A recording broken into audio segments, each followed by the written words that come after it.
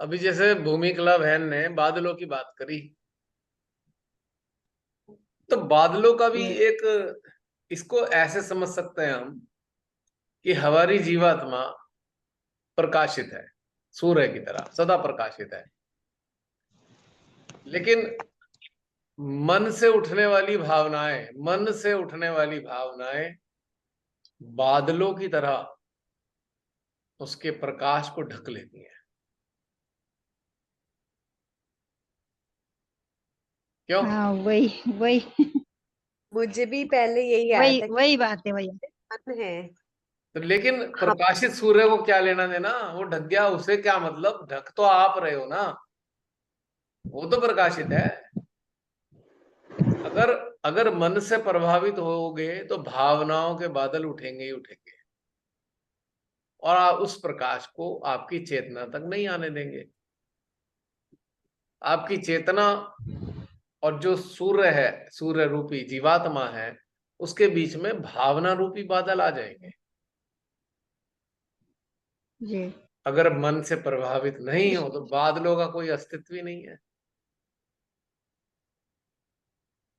फिर तो नीला बादल कुछ कर नहीं आकाश, पाएगा हमारे मन को। नीला आकाश होगा आनंद का, और क्षितिज पर प्रकाशित होगी आपकी जीवात्मा, आपके आनंद को निरंतर बढ़ा रही होगी। फिर कहाँ उदासी उदासी। लोग कई बार उदास होते हैं, मैं सोचता हूँ यार, मैं भी कोशिश करूं उदास होने की, कोशिश करी मैंने यार, ये उदास है, चलो मैं भी थोड़ा उदास हो जाऊं। मुझसे हुआ ही नहीं जाता उदास, समझ ही नहीं आता कैसे उदास हूं मैं। मानवता के खिलाफ जो मारकाट मचती है तो दिल में थोड़ी उदासी तो आती है, पर संसारिक जीवन में उदासी समझ में नहीं आती मुझे। उदासी कैसे हो सकती है उदासी?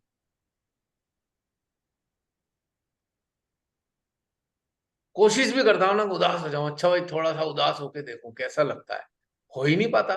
सिस्टम ही नहीं काम कर रहा है, तो फेल हो जाता है सारा सिस्टम। ये समझने के लिए कि भाई लोग उदास कैसे हो सकते हैं, मैं ट्राई करता हूँ किस चीज से उदास हूं, ढूंढूंगा कौन सी कमी है जिंदगी में, ये कमी वो कमी वो कमी। नहीं होता कुछ भी, सब फेल हो जाता है सिस्टम। कोई मुझे सिखा देना उदास होना कैसे उदास होते हैं, किस चीज के लिए उदास होते हैं, कोई बता सकता है? कोई ट्रिक सिखा सकता है? ट्रिक उदास होने की ट्रिक क्या है? आप ना भावनाओं में लिप्त हो जाइए, आप सडनली उदास हो जाओगे। तो मुझे तरीका तो सिखाओ, भावनाओं में कैसे लिप्त हूं। तरीका तो आपको वो हृदय को खाली करना पड़ेगा अच्छी चीजों से, बट वो होंगे नहीं। नहीं तो एक मैं बार जब वही हम तो तरीका सीखना सीखना चाह रहा हूँ कि भावनाओं में कैसे फंसूं मैं। उदासी तो तभी आएगी ना। क्योंकि आप प्रकाशित हो चुके हो और भावनाएं आपको छू नहीं सकती, भाव आ सकते, भावना नहीं आ सकती। मैंने एक्सपेरिमेंट करने की कोशिश करी, मैंने कहा थोड़ा सा तो समझूं कि लोग उदास मुंह लटका के क्यों बैठे रहते हैं, समझ ही नहीं आता मेरे को। तो नहीं, मजा आता। प्रयास करने के बाद भी नहीं हो पाया। 5 मिनट भी नहीं लगे, बड़ी कोफ्त होने लगी, छोड़ो छोड़ो भाई, ऐसे ही ठीक है। जिन्हें उदास होना उदास हो जाओ, पर मेरे से तो नहीं हो पाएगा उदास होने का। आप जैसे नहीं हो पाते, ये आनंदित कैसे रहते हैं। मैंने लोग कई बार, आप जैसे। पिछली बार नहीं कहा कि किसी की मृत्यु हो जाती है, मुझे समझ नहीं आता कि कैसा दुख प्रकट करूं मैं। समझ ही नहीं आता किस प्रकार का दुख प्रकट करूं, कौन सी संवेदनाएं प्रकट करूं। इसलिए चुपचाप बैठ जाता हूँ, भाई ठीक है भाई, अब नहीं समझ में आ रहा, लोग सोचेंगे पता नहीं इसे क्या, इसे तो कोई कष्ट ही नहीं होता किसी के मरने जीने का। ये कष्ट होता है, ये कष्ट होता है, अरे यार ये जीवात्मा बिना अनुभूति के ही चली गई, तो ये कष्ट होता है, इसे फिर जन्म लेना पड़ेगा। मरने का तो कोई कष्ट नहीं होता। दुख इस चीज का है, अरे इस जीवन, ये जो मानव था ना, ये अच्छे से जी लेता तो काश इसे कष्ट ना होता आगे। अब और कष्ट होगा, जल्दी मर गया, ये तो कष्ट होता है, पर वैसे कष्ट नहीं होता। कोई कहेगा बड़ा संवेदनहीन इंसान है ये, सहजी कैसे हो सकता है? अब है तो क्या करें, जो है आपके सामने है। क्योंकि दुख कौन दे रहा है? लिप्तता। एक दुख होता है स्मृति का, कि अरे बड़ा अच्छा इंसान थे, बड़ा अच्छा टाइम दिया, ये दुख होना चाहिए। अब वो आपके सामने साक्षात स्वरूप में नहीं रहा, ये दुख होना चाहिए। इस दुख का भी एक आनंद है, आप उसके साथ का एहसास कर रहे हो, और अब साथ नहीं है तो आपको थोड़ा दुख लग रहा है, इट्स ओके, ये दुख चलता है, ये होना भी चाहिए। इतना लंबा समय आपके साथ किसी ने बिताया या आपने बिताया और वो सडनली चला गया, ये जेन्युइन दुख है। पर पता लगा कि आप जी नहीं पा रहे हो, अब ये इनजेन्युइनिटी शुरू हो गई। किसी के बिना आप जी नहीं पा रहे, इसका मतलब वो डिपेंडेंट थे आप उसके ऊपर, आपकी मतलब आपकी चेतना डिपेंडेंट थी। तो इससे बड़ा दुर्भाग्य की बात क्या हो सकती है कि आप अपनी प्रसन्नता का आप आधार नहीं हो, कोई और आधार है आपकी प्रसन्नता का। तो ये दुर्भाग्य की बात है। यहाँ गड़बड़ है, यहाँ बहुत बड़ी गड़बड़ है। अपने प्रिय के जाने का दुख होना लाजमी है और होना भी चाहिए, पर जहां कहते हैं मिसिंग फैक्टर आ गया और आप उदास रहने लगे और आप शोक में आ गए, यहां सारी चीज गड़बड़ हो जाती है। यहाँ अज्ञानता का अंधकार आपकी चेतना पे छा गया है, क्योंकि वो अपना जीवन पूरा करके जितना भी जीवन था चला गया और आपने अपना जीवन पूरा करना है। तो क्या आपका जीवन उसके ऊपर आधारित था? कितनी बड़ी घोर अज्ञानता। इंडिपेंडेंट सोल आपके अंदर है, इंडिपेंडेंट सोल उसके अंदर थी, तो क्या आप उसकी सोल के सारे जीवन जी रहे थे? आपको अपनी सोल की परवाह नहीं थी। पॉइंट की बात है।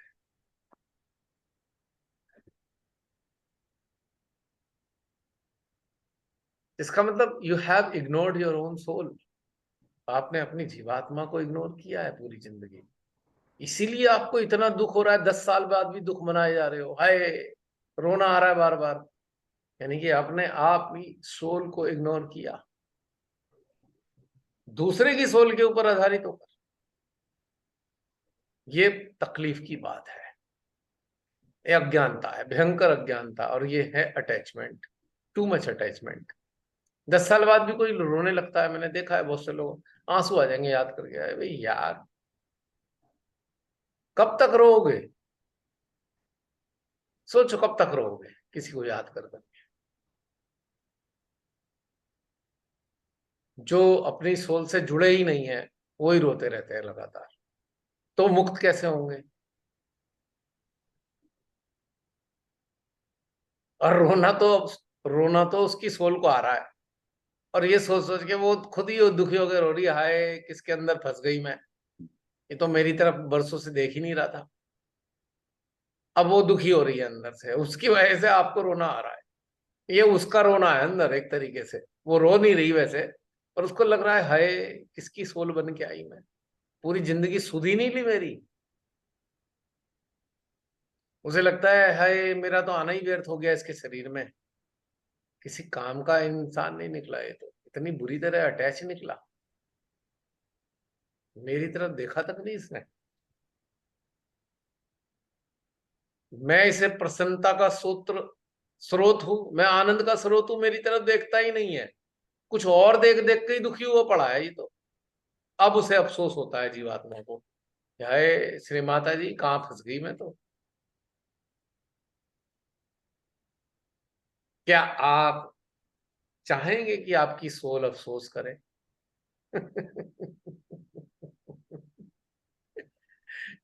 तो ये संवेदना किस चीज की?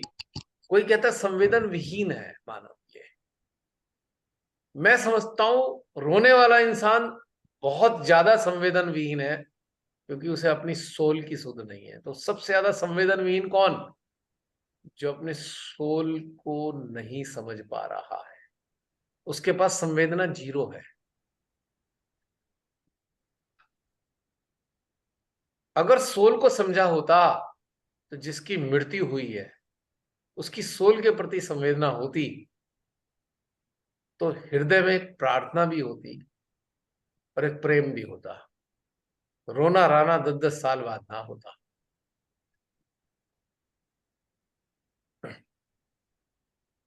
संवेदना इस चीज की चाहिए, sensitivity towards soul, not towards attachment. Why people weep? 99% people weep because of attachment, too much attachment. They are not sensitive towards their soul because your soul cannot let you weep. जो आनंद का स्रोत है वो आपको रोने कैसे देगी? Temporary हो सकता है फॉर द सम टाइम। मैंने कहा ना, मानव होने के नाते आंसू आने चाहिए। बहुत अच्छा इंसान आपके जीवन में था, चला गया, आंसू आने चाहिए।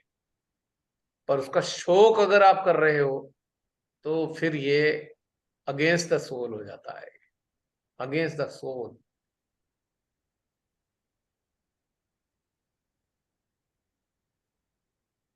फिर उसके बाद आप देखोगे ना बहुत सी जगह, बस वो अब एक आवरण, अपना रोने राने वाला आवरण लपेट लेंगे, और जब भी मिलेंगे, किसी से ही मिलेंगे फिर रो देंगे, फिर किसी से मिलेंगे फिर रो देंगे।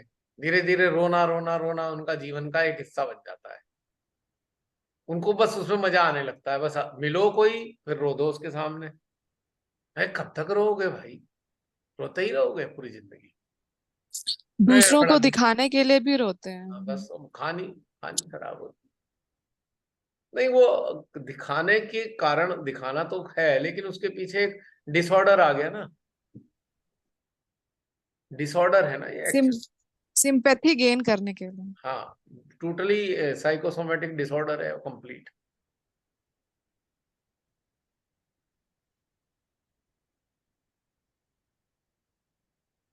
अब मैं एक क्लियर बात बताऊं, बहुत बहुत से हमारे सहजियों को बहुत बुरा लगेगा, पहली वार्न कर रहा हूं मैं, बुरा मान लेना पर समझ भी लेना साथ में। श्रीमाता जी ने अपना श्रीमाता जी ने अपना शरीर का त्याग किया। कितने सहजी धाड़े मार मार के रोते ही रहे, कब तक रोए? अब मेरे समझ नहीं आ रहा रो क्यों रहे हैं। माँ गई कहाँ है जिसका अफसोस मना रहे हैं हम?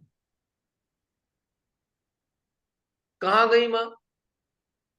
एक कतरा भी आंसुओं को तो छोड़ो, आंसुओं की स्मृति तक नहीं आई मेरे को कि मैं एक रो दूं माँ चली गई। कहाँ गई माँ? माँ तो कभी नहीं गई। जैसे पहले महसूस होता था आज भी वैसे महसूस होता है। उनके साक्षात स्वरूप के समय पे जो अनुभूति होती थी वो आज भी अनुभूति होती है। तो जब वो कहीं गई नहीं तो शोक किसका मना रहे थे? क्योंकि श्रीमाता जी से जुड़े ही नहीं थे। जुड़े होते तो शोक ही ना मनाते। बहुत लोग बड़े धाड़े मार मार के रोए, बड़ा गम और ऐसा हाल बना दिया। अरे भैया क्या माँ है यार, आदि शक्ति है, कहाँ जा रही है वो? कण कण में व्याप्त, हमेशा मौजूद, पहले भी हमेशा मौजूद थी, आज भी मौजूद है। तो रोना राना किस लिए भाई? और कह के गई भाई मैं अपनी मर्जी से जा रही हूँ। बताया उन्होंने, डिक्लेयर किया ना आई हैव टू गो। तो ये क्या है आखिर? क्या ये हम कहें कि बहुत अच्छी अवस्था है, माँ के प्रति आंसू आ रहे हैं?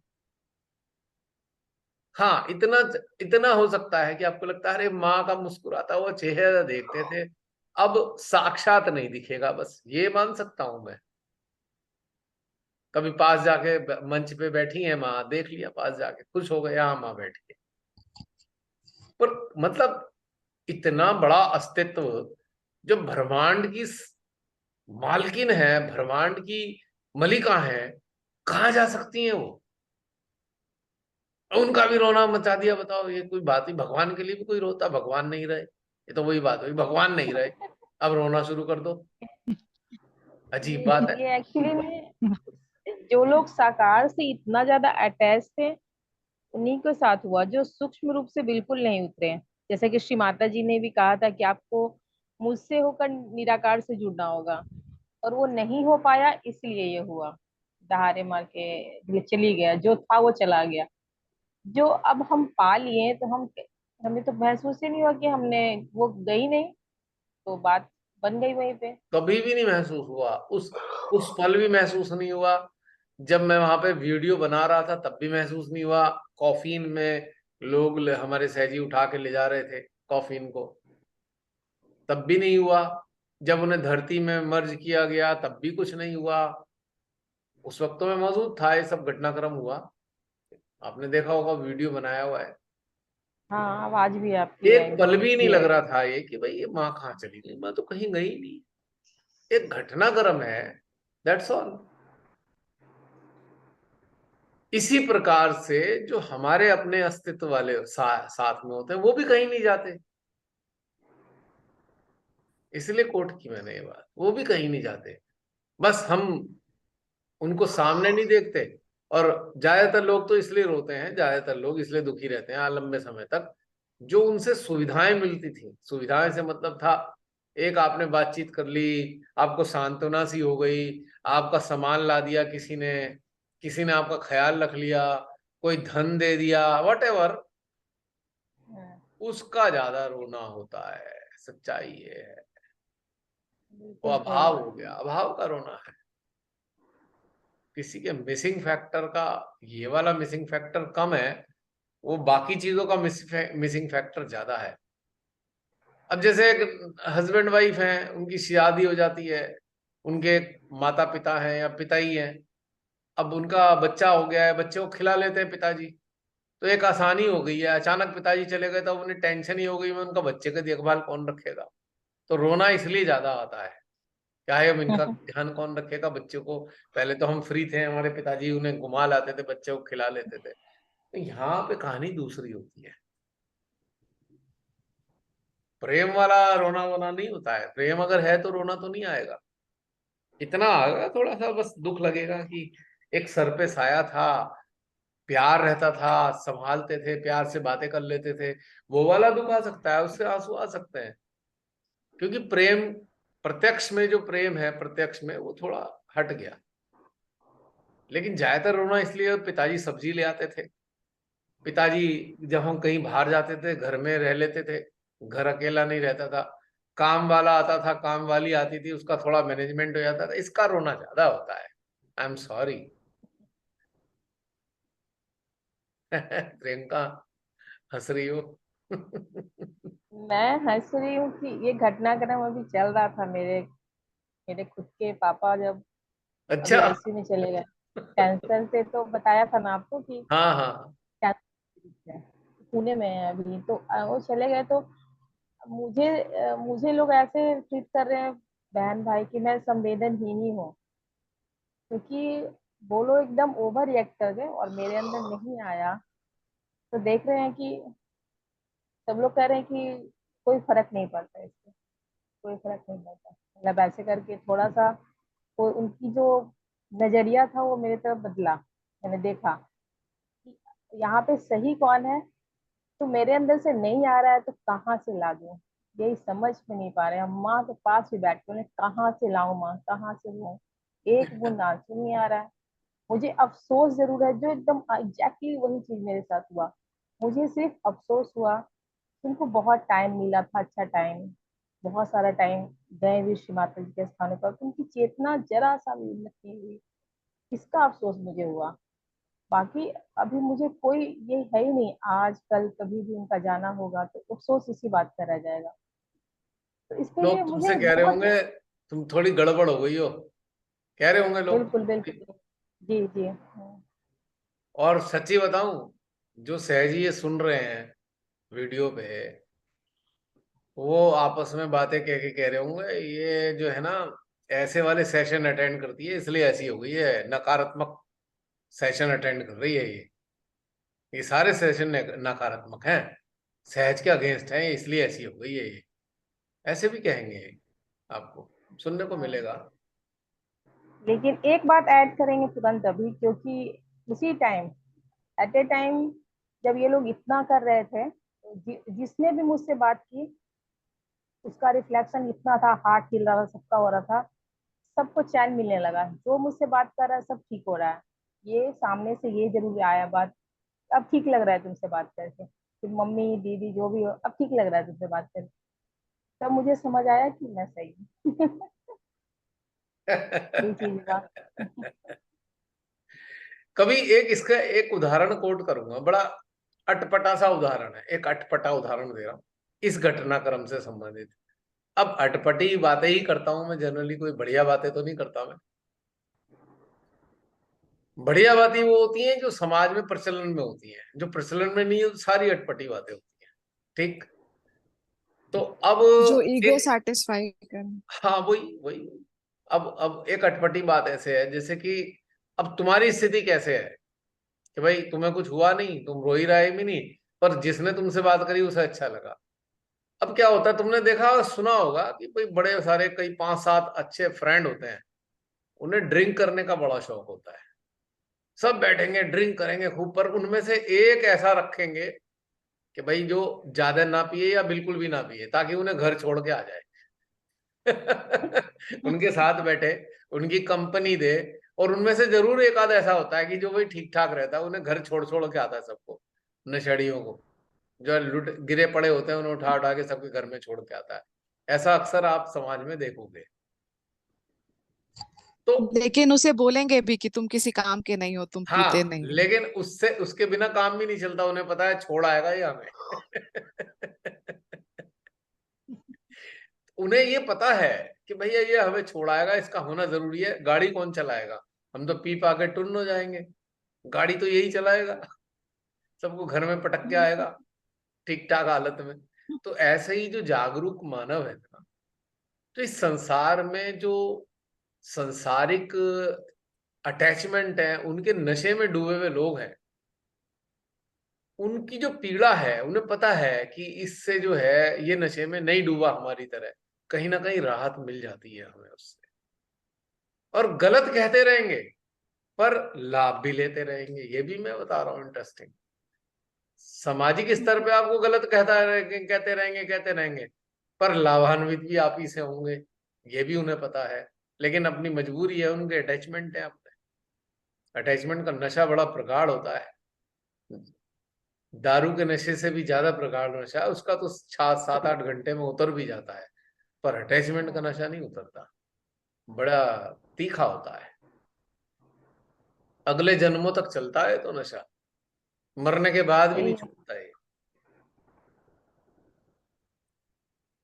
तो फिर वहीं घूम फिर के आते हैं सोल। सोल के साथ मित्रता जितनी जल्दी बढ़ा लोगे, उतना आनंद आनंद आनंद आनंद रहेगा हमेशा। चलो, और कोई शेयर कर दो भाई अपनी अड़चन को जो सोल के अगेंस्ट किया।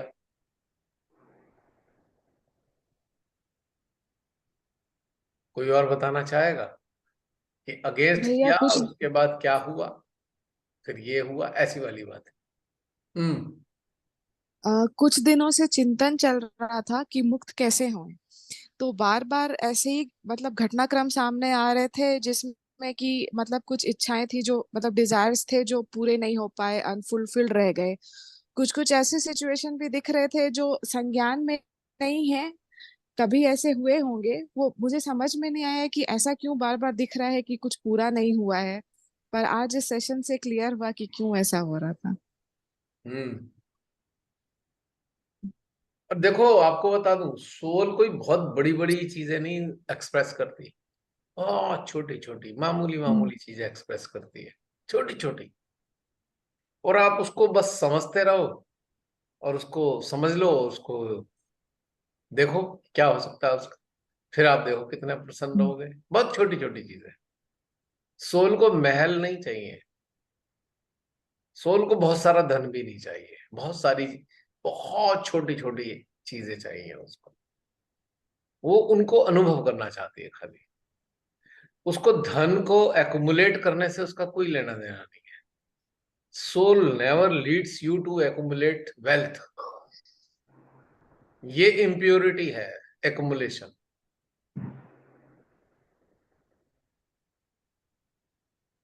बहुत छोटी छोटी चीजें आप अपने आप ही समझ सकते हो दैनिक जीवन में इस चीज को, कि कितनी छोटी चीजें उसे अच्छी लगती हैं। अब पता लगा आप सड़क पे जा रहे हो, आप गाड़ी चला रहे हो, अचानक सोल इंस्पिरेट करेगी रोको गाड़ी, क्योंकि एक छोटा सा गार्डन आपको दिखाई दिया, आपको अंदर से आएगा मैं 2 मिनट के लिए गार्डन में घूम के आऊं। आप घूम आए, एकदम प्रसन्न हो गए। मतलब it is so small, but you should not ignore. कुछ आपके अंदर है और आप उसको एक्सप्रेस कर दो किसी भी एक जरिए से। आपको लगता है कि कोई जेन्युइन पर्सन है आपकी लाइफ में, कोई भी हो सकता है, रिश्ता कोई भी हो, उससे कोई फर्क नहीं पड़ता। यू जस्ट एक्सप्रेस्ड, आप अंदर से अच्छे हो गए, फील हो गया आपको। ये it is so subtle and beautiful thing. अगर हम उसको भाषा को समझना शुरू कर दें, बड़ा मजा आता है ऐसे। अब जैसे सोल की आवाज आती है, मैं पहाड़ों पे चला जाता हूँ। मेरा पहाड़ों पे जाने का शौक क्यों है? क्योंकि सोल की डिमांड है ये मेरी। और ऐसे जाता हूँ जैसे शरीर छोड़ के आत्मा चली जाती है, ऐसे संसार छोड़ के चला जाता हूँ। एक सेकंड नहीं लगती मुझे। पीछे से क्या होगा, नुकसान होगा, फायदा होगा, मुझे कोई लेना देना नहीं है। कोई है भी नहीं ऐसा संभालने वाला। जो है जो जो वहां पे असिस्टेंट वगैरह वही संभाल लेते हैं। सारा सामान पैसा लगता सब वही जाते हैं। जैसे शरीर छोड़ के आत्मा निकल जाती है, ऐसी मैं निकल जाता हूँ संसार छोड़ के। जितने दिन भी होता है आ जाते हैं फिर। क्योंकि सोल की इंस्टिंक्ट तो मैं प्रसन्न रहता हूँ। अगर मैं सोचूं हाय नुकसान हो जाएगा, ये हो जाएगा, वो जाएगा, तो ऐसी तैसी मेरी जिंदगी बेकार हो जाएगी। सोचो थोड़ी देर, मैं एक एग्जाम्पल दे रहा हूँ खाली आपको। अब सोचो कि कोई मैन्युफैक्चरिंग यूनिट छोड़कर रेंडमली जा सकता है, अचानक से छोड़ के चले जाओ उसको, कोई मतलब नहीं उसे क्या होगा पीछे से। क्या मेरा कुछ बिगड़ गया और बरसों से ऐसे ही कर रहा हूं? क्या मैं जी नहीं रहा? क्योंकि उसकी जो इंस्टिंक्ट है मैं उसके साथ जीता हूं। जो मिलता है उससे, पहली बात तो एक चीज का ख्याल रखता हूं कि हृदय लेवल पे मिलता हूं। और दूसरा भी अगर हृदय लेवल पे नहीं है, उससे फिर मेरी बातचीत नहीं हो पाती। जो मेंटल इन्फ्लुएंस बंदा है उससे मेरी बहुत देर तक बात नहीं हो पाएगी। 1-2 minute 4 minute, bye bye tata, खत्म, फिनिश। तो एक हेडक खत्म हो गई आपकी जिंदगी से। फालतू के लोग आपकी जिंदगी में नहीं है, केवल हृदय से जुड़े हुए लोग हैं बस। और हृदय से जुड़े हुए जो भी हैं उनसे आप आराम से अच्छे से आनंद के साथ बातचीत कर लेते हो, हर लेवल पे बातचीत कर लेते हो मान लो। तो आपके अंदर जितनी भी इंस्टिंक्ट है सोल से रिलेटेड, वो सारी एक्सप्रेस हो गई, चैनलाइज हो गई, आपको आनंद आ गया। अब मेरे 1-2 मित्र हैं पहाड़ों के साथ, उनके साथ जाते हैं, बड़ा आनंद आता है हमको। क्या मिल जाता है? अपने हाथ पैर मुसीबत में आते हैं, सारे हाथ पैर अभी भी दर्द कर रहे हैं, सोना भी नहीं होता, खाना भी नहीं खाया जाता।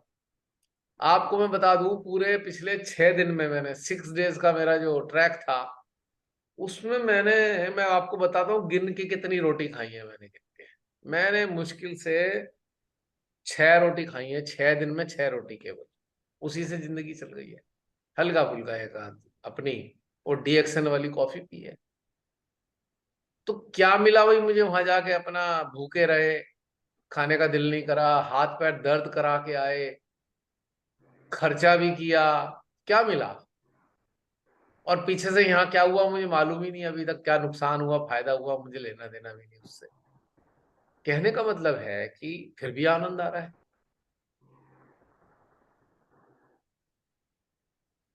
तो सोचिए थोड़ी देर के लिए, क्यों ऐसा होता है आज?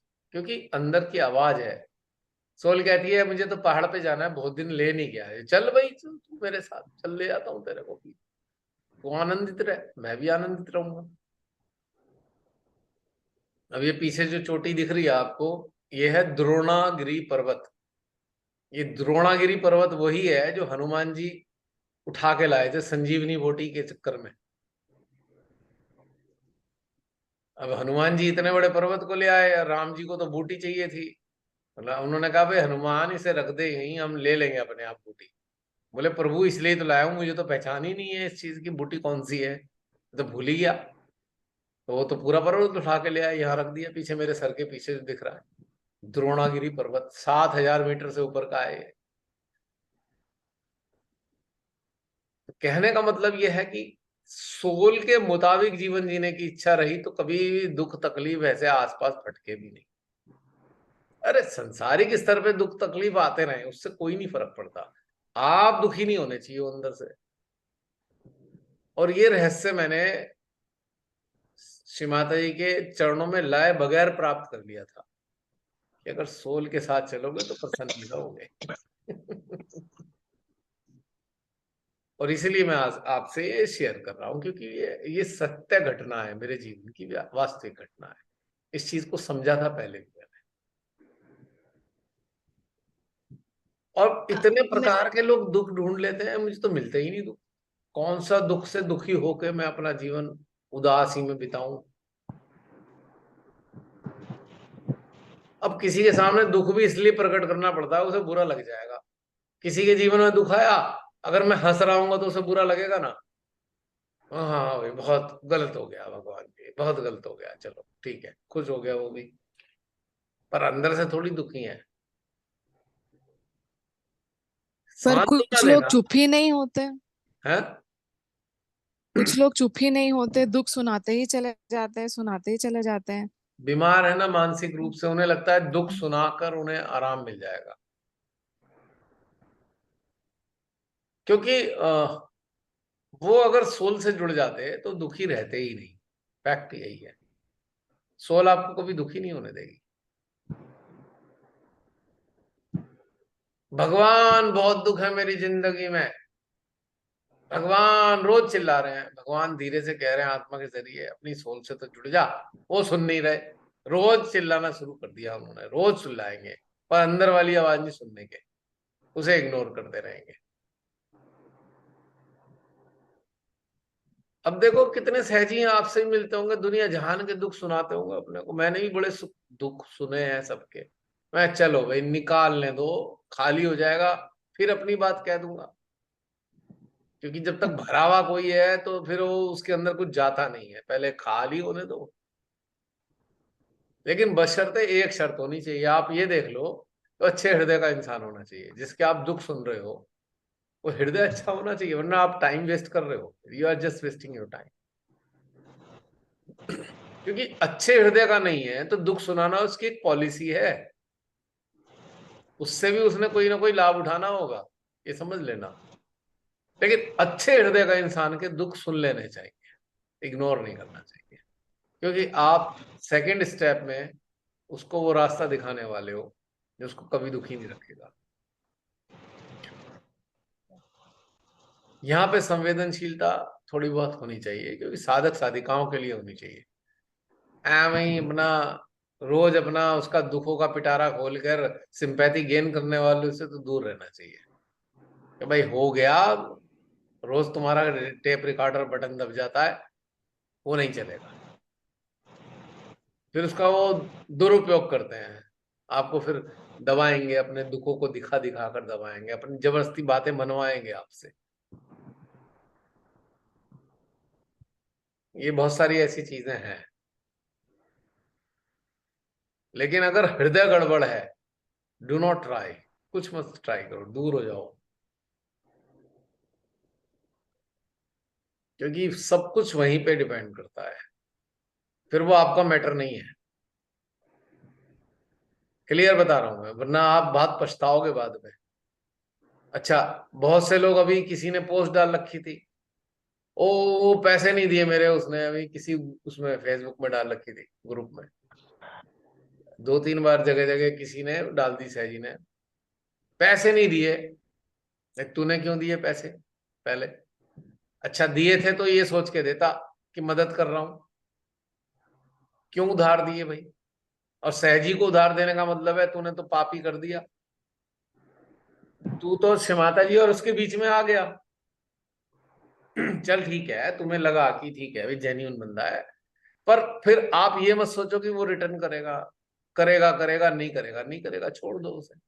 अब उसमें पोस्ट डालने हैं ये फ्रॉड है, इन्होंने पैसे मार लिए, भाई तूने दिए क्यों? इतनी विवेकशीलता तो होनी चाहिए, कोई तो कारण है नासमझी का। ऐसे जो चीजें हैं, मैं आपको एक क्लियर बात बता देता हूं, जो जेन्यून बंदा है वो आपसे पैसे मांग ही नहीं सकता, इम्पॉसिबल, असंभव। बस यही समझ लेना, गड़बड़ नहीं होगी आगे कभी भी जिंदगी में।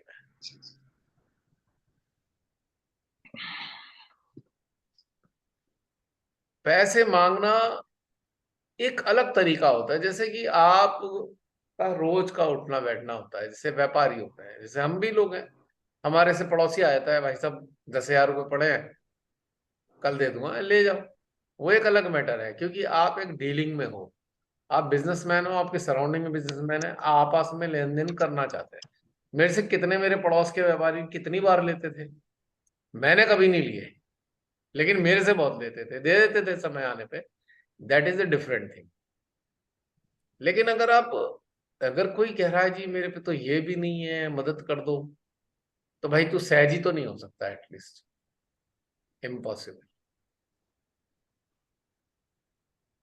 दूसरा पहलू है कि कोई आपसे मांग तो बिल्कुल नहीं रहा है, पर आपको लग रहा है out of compassion, out of love, अरे चलो फिलहाल इसको जरा स्टैंड होने में मदद कर दोगे, वो फिर अलग चीज हो जाती है। फिर आप वहां ये नहीं कह सकते इसने मुझे पैसे क्यों नहीं लौटा रहा, भाई आप तो खुद ही मदद करना चाह रहे हो ना। यहाँ पे फिर ब्लेम गेम नहीं होना चाहिए। और वो भी अगर स्वाभिमानी है ही वो, तो वो कोशिश करेगा जल्द से जल्दी आपसे 10,000 रुपए लिए, 5,000 रुपए लिए, जल्दी से निपटा दूं मैं, बोझा ना रखूं। क्योंकि सहजी का मतलब है स्वाभिमानी, और स्वाभिमानी मांग तो नहीं सकता एटलीस्ट। तो जितने सहजी इस वक्त ये बात सुन रहे हैं, अपनी जिंदगी में गांठ बांध लीजिए, कभी अगर कोई सहजी मांग रहा है तो फिर वो सहजी नहीं है। और जब वो सहजी नहीं है तो फिर आपका नाता ही क्या रह गया। मानवता के नाते आप कुछ कर रहे हो तो फिर वो मदद की श्रेणी में आता है। फिर उससे डीलिंग मत करो, डोंट ट्राई टू डील कि भाई डीलिंग होगी, आज दे दूंगा कल वापस कर देगा, फिर भूल जाओ कि हाँ दे दिए। जरा कल्पना करो कि एक आत्मसम्मानी सहजी ने आपसे पैसे, मान लो एक सहजी ने पैसे ले लिए, और आपके सामने आत्मसम्मान कैसे कायम रख सकता है, कभी भी पूरी जिंदगी रख पाएगा क्या?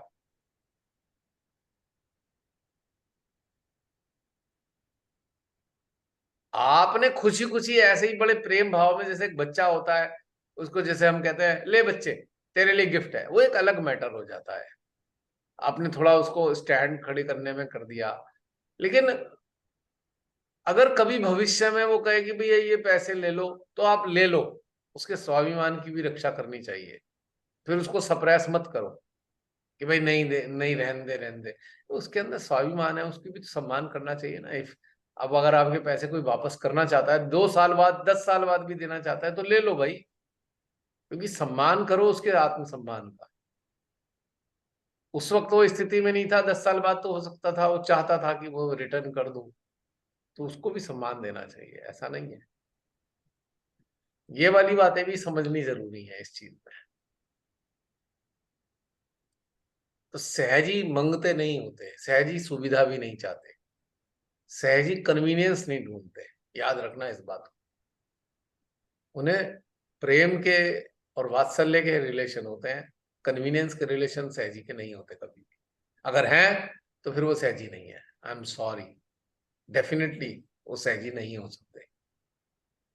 सीधा सच्चा पैरामीटर है मेरा, और अनुभव पे आधारित है, प्योरिटी के साथ। देखा है मैंने, बहुत से लोग बड़ी बड़ी महान महान बातें करेंगे, और लोग कहेंगे हाँ हाँ वो मांग लेंगे, भाई सब 20,000 रुपए पड़े हैं, हाँ हाँ जी ले लो। उन्हें तो खुशी खुशी दे दिए बेचारों ने, उन्हें तो। पर वो उनकी ट्रिक है, महानता से इम्प्रेस कर दो, फिर फायदा उठाते रहो।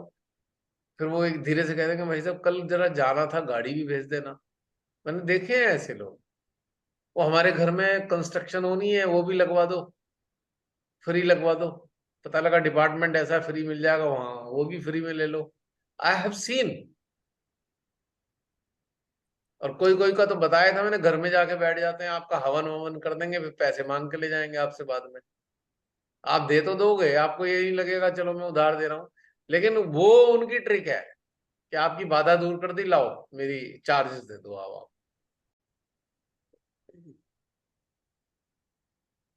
और जो मांगते हैं वो यकीनन अपनी सोल से नहीं जुड़े, क्योंकि सोल जो है कंप्लीट है।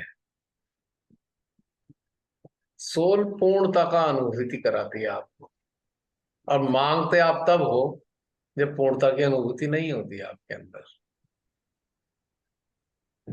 उथला उथले स्तर की चेतना होती है। अगर आप पूर्णता की अनुभूति से अभिभूत हो, आप मांग तो सकते नहीं। आप 1 रुपए में भी गुजारा कर लोगे, आपको 20 रुपए चाहिए ही नहीं।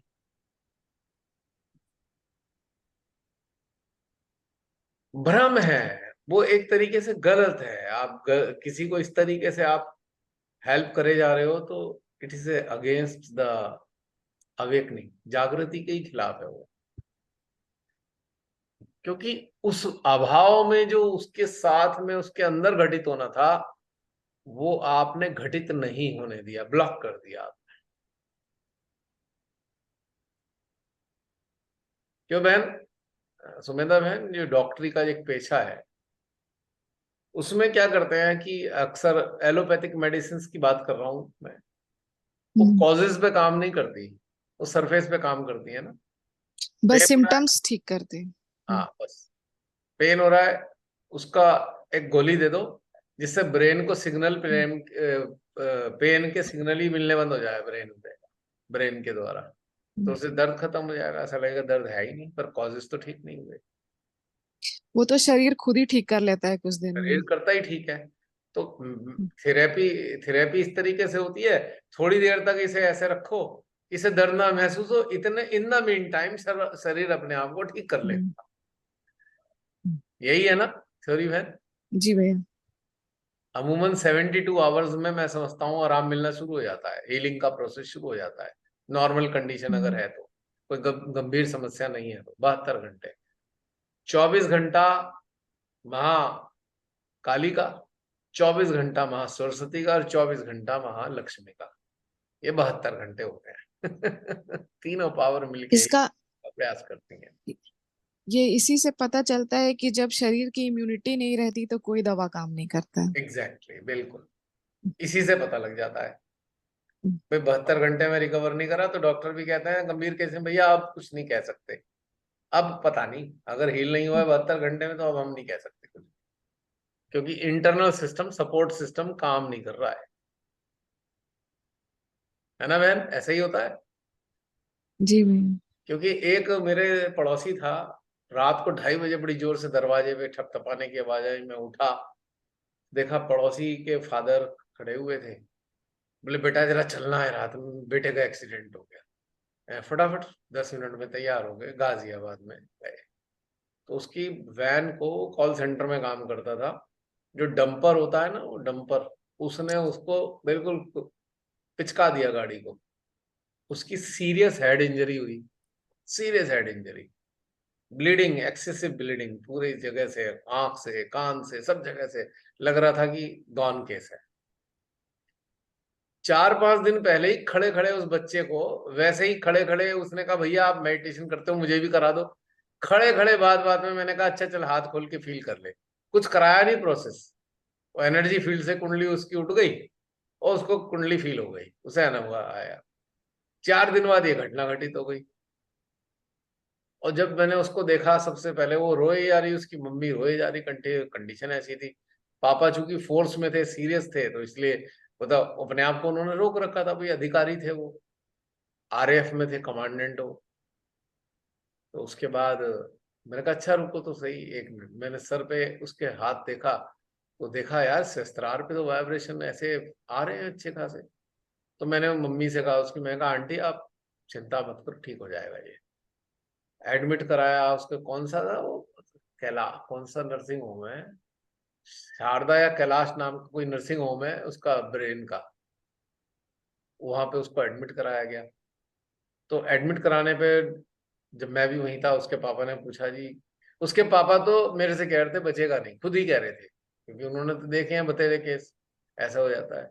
मैं कहा अंकल ऐसी बात नहीं है, इसके रिस्पॉन्स मुझे अच्छे लग रहे हैं, आप समझो या ना समझो पर मुझे लगता है कि ये सरवाइव करेगा। 3-4 दिन उसने, डॉक्टर ने कहा जी हम कह नहीं सकते, इसका तो बहुत डैमेज हो गया है, गारंटी कुछ नहीं है, 72 घंटे देखते हैं। ये इसलिए मैंने यहाँ पे मेंशन किया ये 72 आवर्स। 3 दिन बाद भी मैं अक्सर डेली जा रहा था वहां पे, तो मैं तीसरे दिन गया, आंख खोल दी थी उसने, फिर वो ठीक ठाक भी हो गया, अब तो बढ़िया हो गया था बाद में वो। तो ये इसलिए मेंशन किया 72 घंटे का, तो ये मैंने साक्षात घटनाक्रम देखा कि कुंडली जाग चुकी थी, तो तीनों जो चैनल की देवियां हैं वो भी एक्टिवेट हो गई होंगी, तो वो जो हीलिंग प्रोसेस था वो फास्ट हो गया होगा। भाई कुंडली का संपर्क आदि शक्ति से हुआ, अगर उसकी लाइफ स्पैन बचा हुआ है, उन्होंने देखा होगा आदि शक्ति ने भी इसका लाइफ स्पैन है या नहीं है, जो भी है व्हाटएवर, मैं उस बारे में नहीं मेंशन कर सकता क्योंकि वो मैं नहीं जानता। लेकिन जहां तक मैं टेक्निकलिटी की बात करता हूँ, तो मैं महसूस करता हूँ कि जब कुंडली जागी उसकी, तो तीनों शक्तियों में एक्टिवेशन आया, जो तीनों चैनल थे उसके, तो वहां पर तीनों देवियों की शक्तियों ने उसे हील करना प्रारंभ कर दिया। क्योंकि जब वाइब्रेशन शस्त्रार पे उसके देखे मैंने, तब मेरे को एक बात का विश्वास हुआ कि सरवाइव तो करेगा ये। 2 बार ऐसी घटना घटित हुई। एक बार मेरा ही एक्सीडेंट हुआ था मेरे से ही, तो इतनी दूर जाके वो ऑटो वाला बिल्कुल क्रश हो गया था ऑटो, और वो बिल्कुल पता नहीं बहुत दूर जाके गिरा था, और तब भी उसकी इंटरनल ब्लीडिंग हो रही थी कान से। मैंने कहा भैया आज तो कलंक लग गया हमारे ऊपर आज। तो लेकिन बनारस आ वो, रहे हाँ, थे। मुझे वहां प्रोग्राम करने जा रहा था वाराणसी, 2008 की बात है, अगस्त 2008 की बात है, 14 अगस्त की, 14 अगस्त 2008 की। तो उसके बाद वहां पे उसके भी सर पे वाइब्रेशन चेक करे थे मैंने, तो कुंडली वाइब्रेशन दे रही थी। सबसे पहले यही चेक किया भाई इसका रिस्पॉन्स भी आ रहा है ना शक्ति का कुछ। कुंडली मतलब कह लो कि भाई एनर्जी फील्ड से कुंडली ऊपर उठी, पर उसने जब रिस्पॉन्स दिया तो मुझे राहत मिली। मैंने कहा वे ठीक ठाक हो जाएगा भाई, इतना तो समझ में आती थी बात। क्योंकि अगर किसी की मृत्यु होने वाली होती है तो फिर कुंडली रिस्पॉन्ड नहीं करती, फिर तो उसकी जो चेतना डिस्पर्स होने वाली है एटमॉस्फेयर में शरीर छोड़कर, तो फिर वो पूरी जगह एनर्जी आएगी आपको, एक पर्टिकुलर शस्त्रार में नहीं आने की। फिर वो सारे में ही फैले हुए हाथों में अगर देखोगे आप, सारी जगह एनर्जी एनर्जी फील करोगे आप, किसी ने अगर शरीर छोड़ना है। ये भी एक्सपीरियंस हुआ है मेरे को लाइफ में, कि मृत्यु हो चुकी जिनकी पता नहीं, उनके ऊपर अटेंशन डाला। जैसे अब कोई मिसिंग है, हमें मालूम नहीं वो कहाँ है, उसकी मृत्यु हो चुकी, तो पता लगा है पूरे हाथों में वाइब्रेशन आ रही होती है, सारी खोपड़ी में वाइब्रेशन आएगी, एक सहस्त्रार में ही खास तौर से नहीं आने की आपको, सब जगह वाइब्रेशन वाइब्रेशन उसकी। जैसे ही आप अटेंशन डालोगे आपको सारे में वाइब्रेशन आती रहेगी। तो ये इंडिकेशन है कि वो जो निराकार शक्ति के साथ कनेक्ट हो गया है, वो जो सर्वविदित शक्ति है। ये भी एक एक्सपीरियंस रहा, 2-3 बार इसके ऊपर भी हमने टेस्ट किया इस चीज को। और जब ये आया तो फिर समझ में आया कि भैया ये तो अब रहा नहीं बंदा, पर बताएं कैसे घर वालों को। चुप हो गए, 2-4 दिन बाद खुद ही पता लग गया। बता नहीं सकते ना ये चीज आपकी, भैया वो है नहीं, तो आप कैसे लगेगा उसके घर वालों को। तो ये भी चीज सूक्ष्मता से समझ में आई, सारे में फैल जाती है वाइब्रेशन पूरा। यानी कि अगर कोई जीवित है तो उसका शस्त्रार रिस्पॉन्ड करके आपके हाथ में, हथेली में आपको शस्त्रार के एरिया में वाइब्रेशन आएंगे, हार्ट में भी आ सकते हैं। लेकिन अगर इसकी की मृत्यु हो गई है और आपका अटेंशन उसके ऊपर गया है, तो यानी कि अब आपका अटेंशन उसके शरीर पे नहीं है, आप उसका अटेंशन उसकी सोल पे आ गया ऑटोमेटिकली, आपको नहीं मालूम, पर आपका अटेंशन ऑटोमेटिकली सोल पे शिफ्ट हो गया। अब चूंकि सोल ओमनी प्रेजेंट पावर के साथ एकाकार हो गई है, उसी के सुपरविजन में है, तो फिर वो वाइब्रेशन जैसे गॉड के वाइब्रेशन आते हैं, अगर आप अटेंशन मां आदि शक्ति पे डालते हो तो आपको आदि शक्ति की जो रिस्पॉन्स आती है वो वाले वाइब्रेशन उसके आने लगते हैं आपको, ऐसे मनुष्य के जो शरीर छोड़ देता है। ये भी एक की फीचर्स हैं अंडरस्टैंड करने के लिए। आप इसको डिफरेंशिएट करके अभ्यास करके देख सकते हो। किसी की मृत्यु हुई हो रिसेंटली, आपको पता हो या ना हो, आप अजमा के देखेंगे तो आपको समझ में आएगा कि इस तरीके से वाइब्रेशन डिफरेंट होते हैं, जीवित के और मृत के। अब मान लीजिए किसी की कुंडली उठी भी नहीं है, जीवित है वो, तो उसके वाइब्रेशन आपके चक्रों के अलग अलग चक्रों पे आ सकते हैं, किसी के कैचेस भी आ सकते हैं। लेकिन मृत्यु होने के बाद एक खास बात होगी कि किसी का कैच नहीं आएगा। जो चेतना आदि शक्ति के सुपरविजन में चली गई, उस मानव के कर्म अच्छे हैं या नहीं है, पर अब तो सुपरविजन में आदि शक्ति के है वो, तो उसके कैच कहां से आएंगे। हाँ, अगर वो चेतना दुखी होगी अगर वो पीड़ित है तो आपके हार्ट में सफोकेशन आएगा, ये मैं बता रहा हूं आपको। सफोकेट फील करोगे। किसी की मृत्यु के बाद चेतना दुखी है, you will feel suffocation into your heart. Chakras में कैसे नहीं आएगी? हाँ, आपका कोई बहुत नजदीकी है या कोई रिश्ता है बहुत गहरा, तो आपके राइट हार्ट में आ सकता है, पकड़ सकते हैं आपका राइट हार्ट। लेकिन 99% हार्ट में सफोकेशन फील होगा if that awareness is unhappy, दुखी है, पीड़ित है। ये भी एक मूल चीज समझने की है, ये भी अनुभव से जाना है, ये भी किताबी बात नहीं बोल रहा मैं।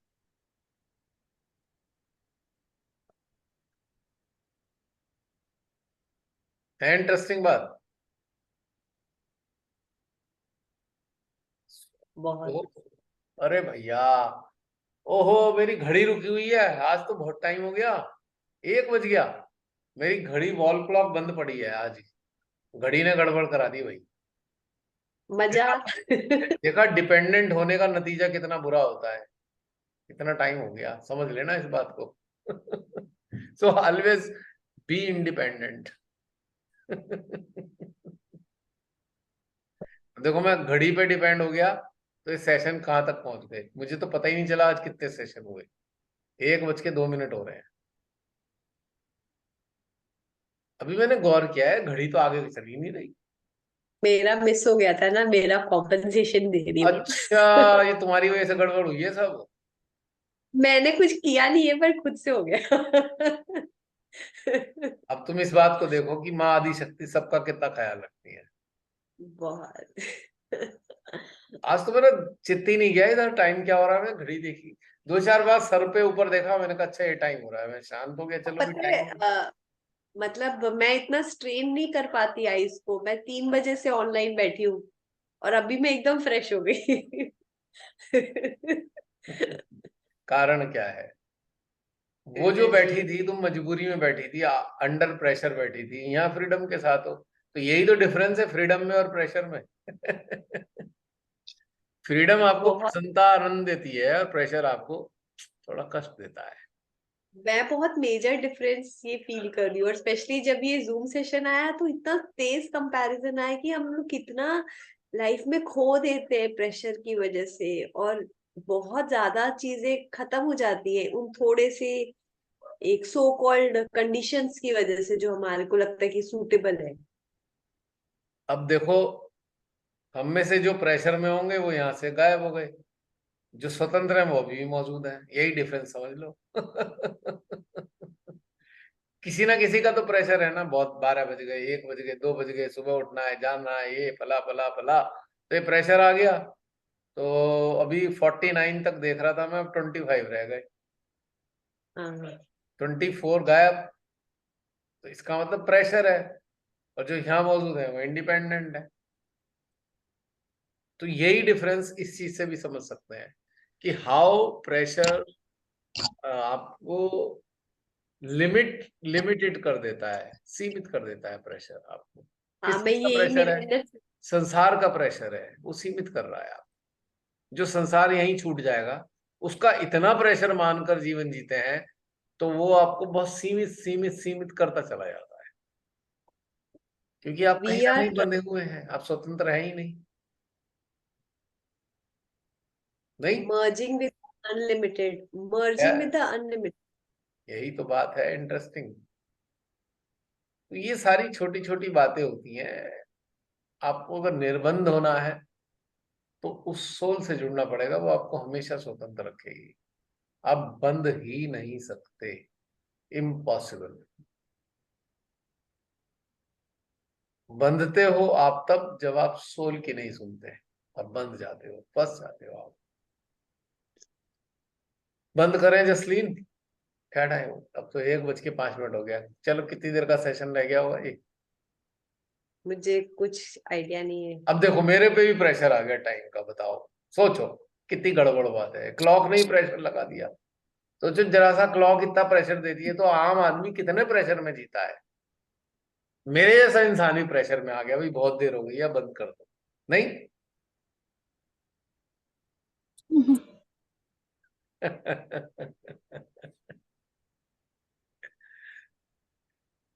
चलो आज बहुत You सारी मैंने बातें कर passion not pressure. हैं? आप पैशन से जीना सिखाते हो, प्रेशर से नहीं।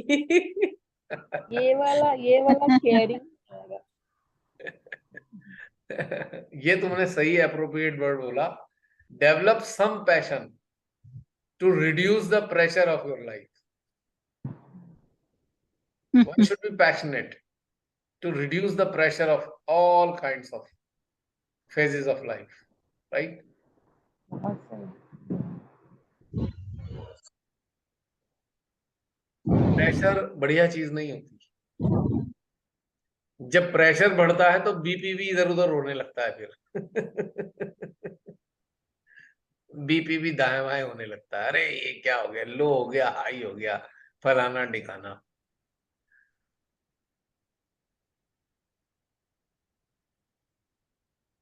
मेडिटेशन है ही किस लिए? Reduce the pressure. अब देखो बहुत से लोग इतने सालों से मेडिटेशन करे जा रहे हैं, उनका प्रेशर ही रिड्यूस नहीं होता, क्योंकि वो जो सोर्स ऑफ फ्रीडम है, सिंबल ऑफ फ्रीडम है, उससे कनेक्ट नहीं हुए। वो है हमारी सोल। आप उसके साथ रहने लगो, काय का प्रेशर, ये सोल किसी का प्रेशर नहीं मानती। जब एक सेकंड में शरीर छोड़ के चली जाती है, पढ़ा रहे हैं तो इस लायक नहीं रहा, चल छोड़ दिया तेरे को, जा, तो किसका प्रेशर मानेगी? उस शरीर का ही प्रेशर नहीं मानती वो। जिस शरीर में उसे स्थान मिला है उसका ही उसे टेंशन नहीं है, उसका ही उसे प्रेशर नहीं है, उससे ही उसे अटैचमेंट नहीं है, तो फिर काय का दुनियादारी का कौन सा प्रेशर मानेगी? है ना मजेदार बात समझने के लिए? तो लिव विद योर सोल।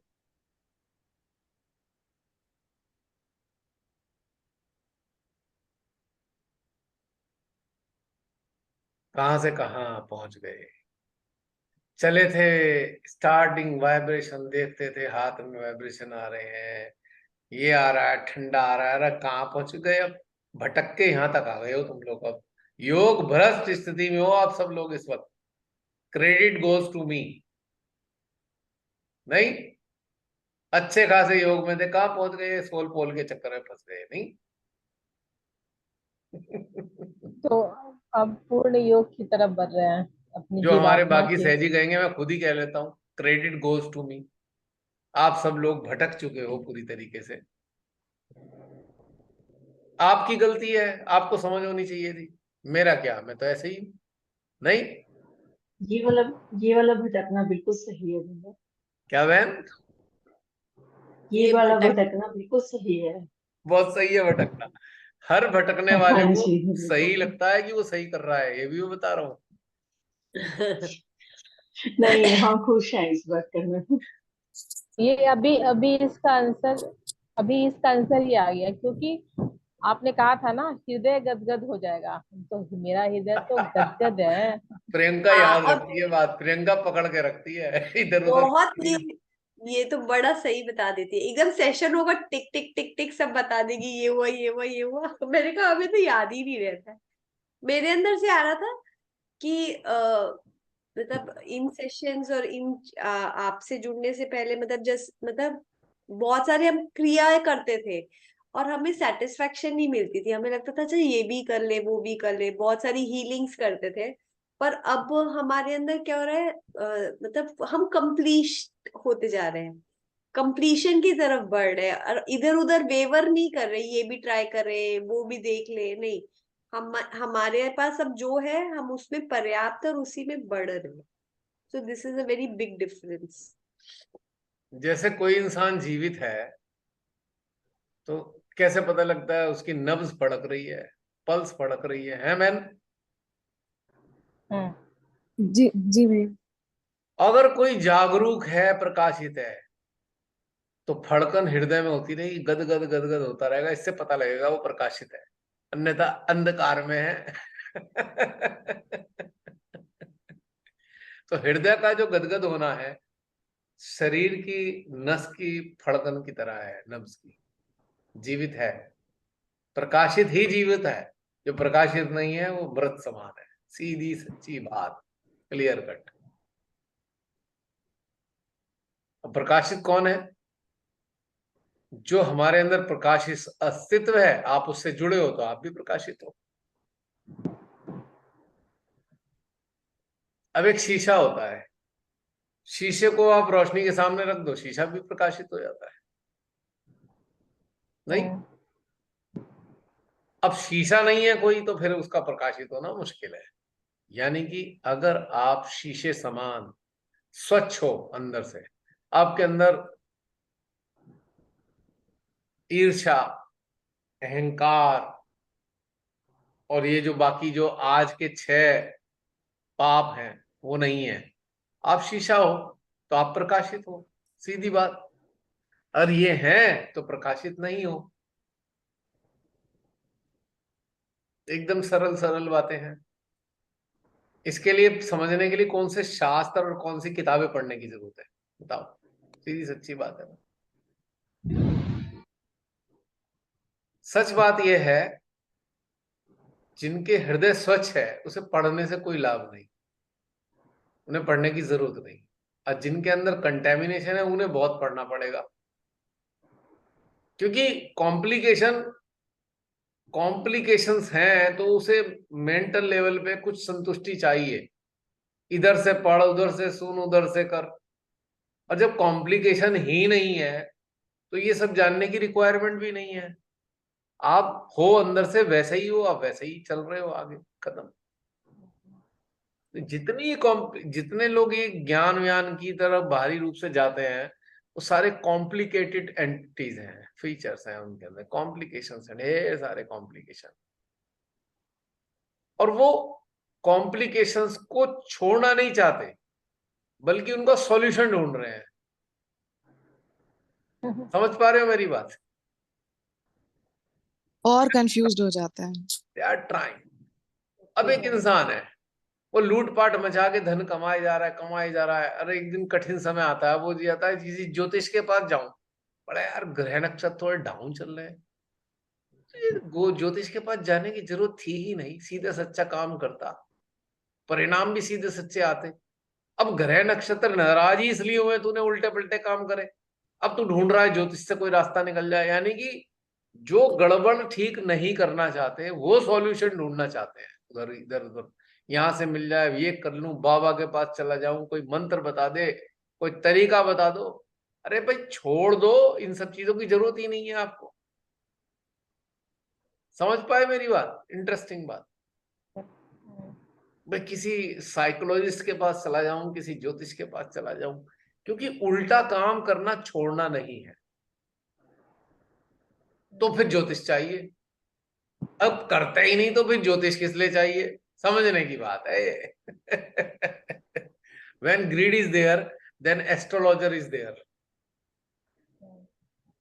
कुछ ग्रीड है तो एस्ट्रोलॉजर ढूंढ रहे हो, कोई रास्ता बता दे भाई। फिर बहाना रगड़ देंगे, बहाना यार महादशा चल रही है शनि की इसलिए वो गड़बड़ हो रही है। तेरे कार्मिक आधार के कारण सब गड़बड़ हुई है तेरी। और शनिदेव को भी गुस्सा तेरे कर्मों के कारण आ रहा है। अब तो ठीक काम कर, काय को गुस्सा होंगे, सारे ग्रह बिल्कुल खुश रहेंगे तेरे से। और ये नहीं होता तो भैया माँ आदि शक्ति से जुड़कर अपनी आत्मा से, जीवात्मा से जुड़ जा, तो भी ग्रह नक्षत्र शांत हो जाएंगे। जब सोर्स से जुड़ गए तो ग्रह नक्षत्र ही क्या करेंगे? वो कहेंगे अच्छा अच्छा हटो भाई हटो, हमारा काम खत्म हुआ। अभी तो भगवान के साथ में जुड़ गया है तो अब हमारी ड्यूटी खत्म हो जाती है। पंच तत्वी कहेंगे भाई हमारी ड्यूटी अब खत्म हो गई। ये हमारी ड्यूटी ग्रह नक्षत्रों की, तत्वों की तब तक है जब तक ये एकाकार नहीं हो रहा है। एकाकार होने के बाद तो अब इसका क्या अच्छा किया बुरा किया अब हम नहीं देख सकते, हम निर्णय नहीं दे सकते इसमें। हम अच्छा बुरे का निर्णय तब देंगे जब तक ये एकाकार नहीं होता, तब तक हमारा काम है। अभी सुप्रीम सोर्स से जुड़ गया तो हमारी ड्यूटी तो खत्म ही हो गई।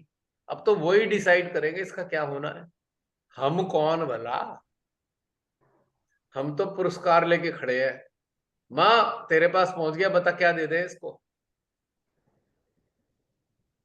उल्टा हो जाता है एकदम।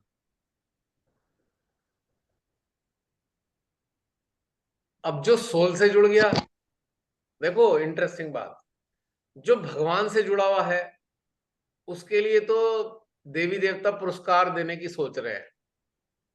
जैसे एक बच्चे ने अच्छे नंबर ले आता है तो उसको पुरस्कार मिलते हैं, ठीक। अब जो सोल से जुड़ा हुआ है उसको कोई पुरस्कार देने की नहीं सोचेगा देवी देवता। वो कहेगा यार ये तो उत्तराधिकारी है, इसको क्या पुरस्कार दूं मैं। उत्तराधिकारी को कौन पुरस्कार देता है? साम्राज्य का, ईश्वर के साम्राज्य का उत्तराधिकारी है, उसे कौन सा गिफ्ट देगा कोई?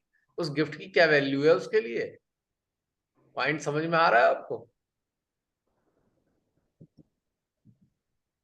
क्या आया समझ में कुछ? उसकी तरफ से तो ग्रह नक्षत्र भी पुरस्कार देने के झंझट में नहीं पड़ते। भैया इसे हम कुछ नहीं दे सकते, ये तो प्रिंस है, प्रिंस को कौन दे सकता है? क्या देंगे? बहुत ज्यादा दे दिया, बड़े प्रेम से एक फूल दे सकते हैं।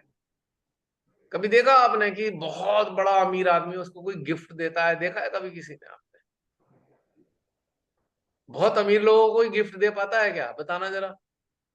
नहीं। अगर रतन टाटा आपको पार्टी में बुलाएं अपनी शादी में अपने बच्चे की, तो क्या, मैं उनके बच्चा नहीं है, मैं वैसे ही एक उदाहरण दे रहा हूं, तो क्या आप उनको गिफ्ट दे दोगे कि मैं जरा एक शो केस से या कुछ एक कोई ले जाऊं गिफ्ट? दे पाओगे क्या आप उन्हें? नहीं। नहीं। आप बड़े प्रेम से कार्ड बनाओगे, एक अच्छी सी चीज लिखोगे, वो उनको दे के आओगे आप। या बड़ी से अपने हाथ से कोई चीज सजा के दे आओगे, अपनी कोई हैंडमेड चीज बना के दोगे। आप बाजार से गिफ्ट नहीं खरीद के दे सकते उन्हें। वो इतने बड़े हैं यार, उनके लिए गिफ्ट हमारे की महत्व क्या रखते हैं? नहीं। तो ऐसे ही जो अपनी सोल से जुड़ गया वो तो राजकुमार है या राजकुमारी है। उसको कौन सा ग्रह नक्षत्र गिफ्ट देने वाला है? पूरी कायनात उनके लिए बिछी हुई है, पूरी कायनात। सारे देवी देवता उसको प्रसन्न करने में लगे हुए हैं। मतलब प्रसन्न क्या करने में लग रहे हैं? सब चीज उपलब्ध है उसके पास, उसे चाहिए ही क्या? अब राजकुमार को क्या चाहिए किसी से? भाई बताना जरा, चाहिए किसी को कुछ? वो जो श्री माता जी की एक स्पीच अभी एकदम हृदय में आई कि माँ माँ ने एक स्पीच में कहा था कि सारे देवी देवता हाथ जोड़ के खड़े हैं कि आप कब उन्हें कुछ बोलो, आप आज्ञा दो और वो काम पे उतर जाएंगे। तो ये वाला अभी सॉल्व हो गया। आ गई समझ में चीज बात? सॉल्व हो गया। और राजकुमार अगर ये मूर्खतापूर्ण सोचने लगे, है मेरे पास कुछ नहीं, मेरे पिताजी का है जो भी कुछ है, तो क्या पागल, तेरा ही तो है भाई ये। पिताजी का क्या, तू वो राजा है, तेरा तिलक हो चुका है, अब तू राज करेगा, तो अब तू क्या ये सोच रहा है मेरे पास कुछ नहीं? वो एक महामूर्खता वाली बात है ये। तभी तो मैं कहता हूँ कटोरे वाले कौन है, जिन्हें यही नहीं समझ में आता कि राजकुमार हो आप, राजकुमारी है राजकुमार हो, वो कटोरा लेके खड़े में। आश्चर्य होता मेरे को इस बात के लिए। तो जो सोल से जुड़ गया वो तो भाई राजकुमार है, उसे काहे की चिंता अपनी। वो मेरे को रोटी मिलेगी नहीं मिलेगी काहे की, उन्हें तो हेडेक, हेडेक है भगवान को उसकी रोटी टाइम पे मिलेगी कि नहीं मिलेगी। आपको कोई टेंशन नहीं करनी कि रोटी मिलेगी नहीं मिलेगी या ये मिलेगा नहीं मिलेगा। अब वो चिंता तो आपके माता पिता को है, उनको टेंशन है, आपको थोड़ी टेंशन है। ये है समझने की बात। सोल के साथ जुड़ोगे तो मजा ही मजा करोगे, नहीं जुड़े तो बस सजा ही सजा है। ये सजा वो सजा वो सजा, काउंट करते रहो कितनी सजा मिली जीवन में। और से माँ अपने सोल से जुड़ गई तो काउंट नहीं कर सकते कि कितना मजा आएगा जिंदगी में। सजा तो काउंट कर लोगे पर मजा काउंट नहीं कर पाओगे, क्योंकि 24 घंटे आएगा, 24 आवर सप्लाई है। मजा केवल एक ही क्षण, एक ही स्थिति में खराब होगा, जब आप अपनी मूर्खता के कारण, अपनी अज्ञानता में मन के पाश में जकड़ जाओगे, तो ही कष्ट आएगा, अन्यथा कष्ट का कोई मतलब नहीं है। तो आज का मूल संदेश क्या है आज की वार्तालाप का? अपनी अपनी जीवात्मा के साथ ही ये जीवन जी लेना, अगर मुक्ति की ओर बस बढ़ना है तो। मैंने अभी तो आपको अब वो बताया ना, प्योर अभी सब छोड़ छाड़ के चला गया था मैं। अभी तक सारे हाथ पैर दर्द कर रहे हैं मेरे। 2 दिन तो नींद भी नहीं आई। हृदय गदगद है। हाँ, नींद भी नहीं आई 2 दिन। माहौल जैसा था, लेकिन लेकिन फिर भी आनंद आ रहा है। मतलब कष्ट हो रहा है, नींद आ नहीं रही, हाथ पैर दर्द कर रहे हैं, परेशानी है, खाना भी नहीं खाया जा रहा, पर हृदय इतना आनंदित हो रहा है। बड़ी आश्चर्य की बात है ये। क्योंकि सोल को जो भोजन मिलता है, उसके आगे सारे भोजन व्यर्थ हैं।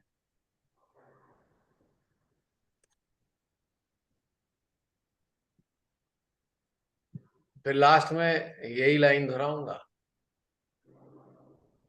जो सोल की सुनेगा प्रभु उसी की सुनेगा।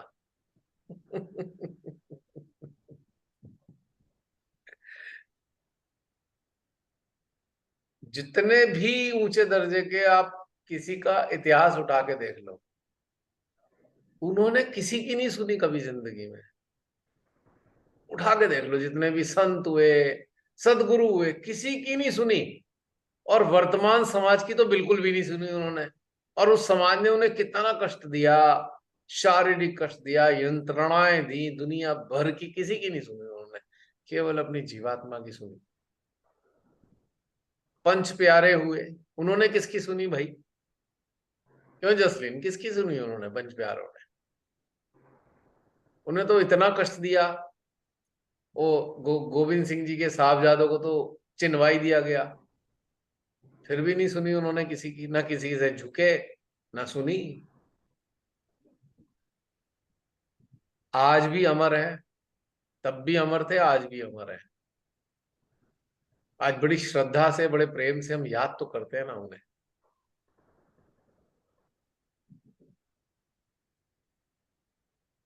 तो निकृष्ट लोगों को कौन याद करता है भाई? उत्कृष्ट, जो अपनी जीवात्मा से जुड़कर उसकी अनुभूति के आधार पर जीवन जिए, वो सदा आनंद के साथ रहे और आनंदित ही रहेंगे सदा। उन्हें, उनके आनंद को कोई छीन नहीं सकता उनसे। उन्हें समाज ममाज ये सब चीजों से कोई लेना देना नहीं होता, क्योंकि वो उस समाज के सीमित अंश नहीं है। वो असीमितता से जुड़े हुए हैं, असीमित ही रहेंगे। जो अपनी जीवात्मा के कॉज को समझ गया बनाने के, कि जीवात्मा बनाई क्यों गई, ये रहस्य समझ में आ गया, तो फिर आपके पास रहस्य रह क्या गया? कुछ रह क्या गया जीवन में? जान गए आप उस चीज को, अपने अस्तित्व को जान गए, आप उसी के साथ जीते हो मजे से। कोई कुछ भी कहता रहे। वो एक आत्माष्ट आत्म आत्म अष्टकम है ना एक, आत्म।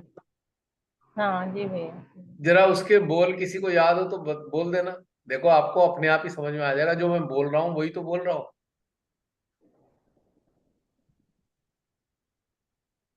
ये इसी का तो एक्सप्रेशन है, आत्माष्टकम। जीवात्मा का ही तो है। न सुखम न दुखम, न मित्रम न बंधम, शिवोहम शिवोहम, ऐसे करके है ना। हाँ।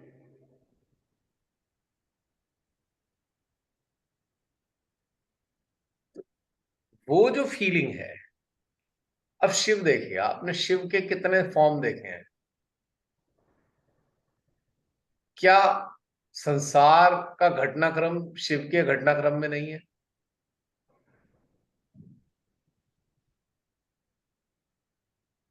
बताओ। उन्हें तो हम कहते हैं मोस्ट डिटैच एंटिटी। अगर हम कहीं समझे उनको, तो क्या संसारिक घटनाक्रम की उसके जीवन में उनके जीवन में घटित नहीं होता? होता है। संसार उनके जीवन में भी घटित हो रहा है ना। लेकिन चेतना का स्तर इतना ऊंचा है कि वो उसमें लिप्त नहीं है। घटनाक्रम है पर उसमें लिप्त नहीं है। भाई उनको विवाह वैवाहिक माना गया, उन्हें भी पार्वती माँ है, संतानें हैं। वो सारे कष्ट भी पार्वती माँ को होते रहे हैं, अपने पुत्र को लेकर, इसको लेकर, उसको लेकर, सब होते हैं। लेकिन सब वो हुए। इतने डिटैच्ड हैं कि उस घटनाक्रम से तो गुजर रहे हैं, और उसका प्रभाव नहीं है, वो आनंद खत्म नहीं होगा।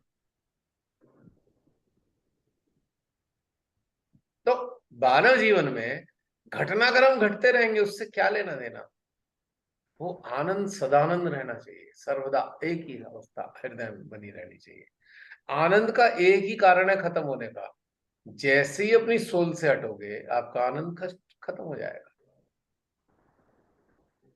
जैसे ही मन का प्रभाव बढ़ेगा, जैसी सूचनाओं का प्रभाव बढ़ेगा, जैसी कंडीशनिंग का प्रभाव बढ़ेगा, जैसे अपनी बनाई मान्यताओं, नियम नियम फलान ढकाना उनका बढ़ेगा, आपका आनंद चला जाएगा। ये नियम, वो कानून, फलाना ढिकाना, ये सब हम खुद बना बनू के बैठ जाते हैं ना, अपने आनंद खत्म कर देते हैं हम। अब इन्हें एक सेकंड में, एक सेकंड फेंको ही उठा के, फिर आनंद वहीं का वहीं आ गया। आनंद गया थोड़ी था, हम आनंद से दूर हो गए थे। आनंद तो सूर्य के समान चमक ही रहा है अंदर जीवात्मा के रूप में, हम ही दूर हो रहे थे उससे।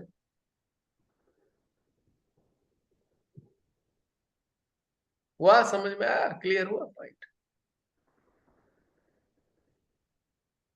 पूरा बहुत 8 हद तक। तारीख को, 8 अक्टूबर को मां नंदा के समक्ष में शांत बैठा था मेडिटेटिव स्टेट में। 22 किलोमीटर दूर मां नंदा मौजूद थी अपने साकार स्वरूप में, चोटी के रूप में। उनकी ऊर्जा पूरे वातावरण में विद्यमान थी। इतनी तेज हृदय सहस्त्रार खींच रहा था, इतनी तेज खींच रहा था। तो उस वक्त उन्होंने आप सबके ऊपर, मतलब मेरा सडनली अटेंशन स्पॉन्टेनियसली आप सब पे आया। और इस समय बता देता हूं, समय लगभग रहा है 5:30 या 6 बजे का, 8 तारीख को। क्या किसी को कुछ अनुभूति हुई थी उस वक्त? टाइम इसलिए बता रहा हूं क्योंकि मेरा अटेंशन पूरा उस वक्त उस ऐसी अवस्था में पूरी कलेक्टिव पे आया। अर्ली मॉर्निंग नहीं, अरे मैं कहाँ सुबह 4 बजे शाम उठने वाला लोग। नहीं, शाम मैंने शाम कहा के शायद 4-5 बजे शाम। भैया उस समय मैं खुद मेडिटेशन में बैठी थी, तो मुझे लगा कि इतने वाइब्रेशंस आ रहे हैं मेडिटेशन में। मेरे जैसा आलसी 4 बजे उठ के कौन मेडिटेशन करने वाला है? मैं तो नालायक संतानों में से एक हूँ श्री माता जी की। कौन 4 बजे उठ के करेगा? मेरे बस की नहीं है। प्रॉब्लम यह है कि रात को 2 बजे सोओगे तो 4 बजे उठ के कैसे करोगे बताओ? ये संभव ही है। नहीं, ऐसे लगा आप शायद बाहर हो तो ऐसा हुआ हो। ये बता रहा इसलिए कि उस वक्त इतनी तीव्र ऊर्जा थी, इतनी तीव्र ऊर्जा थी, पूरा शरीर झंझना रहा था। और तब सारा आप लोगों की